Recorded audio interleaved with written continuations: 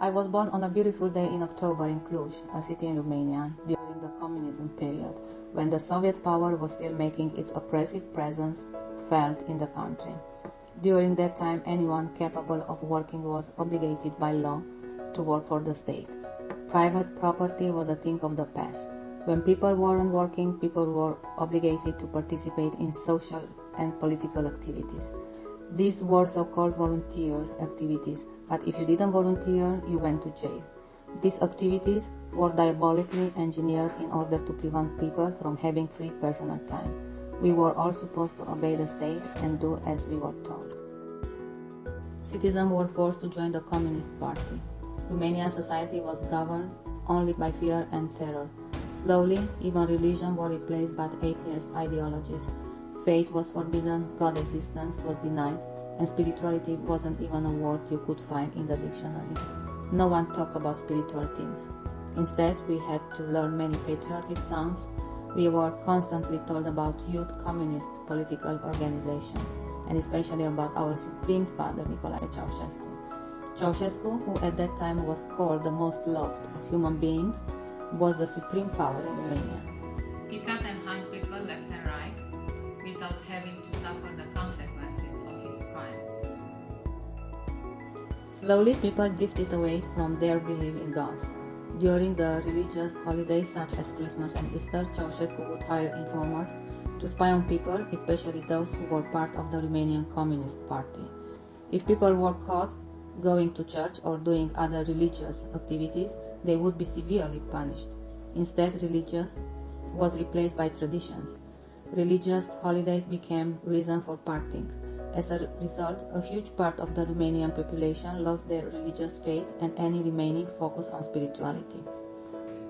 After high school, I wished to pursue a higher education in psychology, but unfortunately, it did not exist in Romania at that time.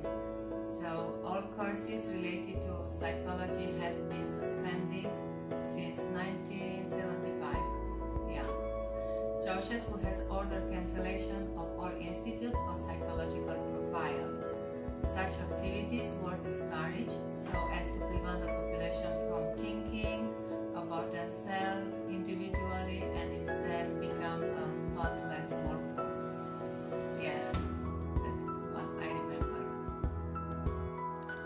However, as time went by, I felt an increasing desire and faith in God. These feelings could not be expressed freely because religion was not a communist principle. Of course, spirituality is different than religion because spirituality focuses solely on faith and love of God and yourself. Religion tends to focus on fear of God. Spirituality focuses on forgiveness, while religion is obsessed with punishment and guilt. The concept of sins, I believe, are a form of manipulation of the people, making us feel for living. Meanwhile, the quality of life in Romania crashed quickly. Due to the failings of the communist economy, the government started taking on foreign loans with high interest, which made the country even worse off. All these failings directly affected the people, specifically the severe lack of food.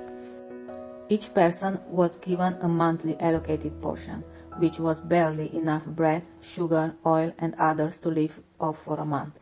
It came to the point where even getting your monthly allocated portion turned into a Black Friday, as we know it in the United States, meaning that people had to camp out all night and be the first in line in the morning so that the food doesn't run out. This severe lack of resources permeated all parts of our life. Utilities were rationed. We only had hot water twice a week for 2 hours.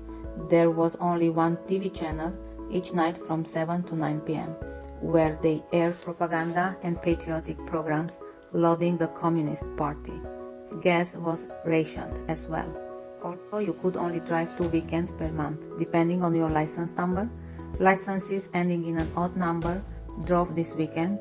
Licenses ending in an even number drove next weekend. These drastic measures had another hidden purpose: to limit the people's organizational capacity so they don't revolt. However, in 1989, the revolution wave that was born in Eastern Europe sparked the Romanian Revolution of December 1989, which toppled the communist regime and killed Ceausescu. This was a victory for the Romanian people, but the real problems just began. As usual, the real reason for the revolt was for others in government to gain power. The secret security of the old regime seized power and the country's growth was stunted once again. The people were tired and defeated, and so it was easy to manipulate them under the disguise of democracy to gain power. Spiritually, the population was lost. The old religious practices were restored. After 50 years of communism, people were easily pushed towards religion as the only form of faith, and the chance for any real spiritual evolution was pushed off. Still, there were some people who showed a real desire to seek a spiritual evolution away from church, such as myself. I immediately signed up for a second bachelor degree in psychology. My first degree was in economics years ago,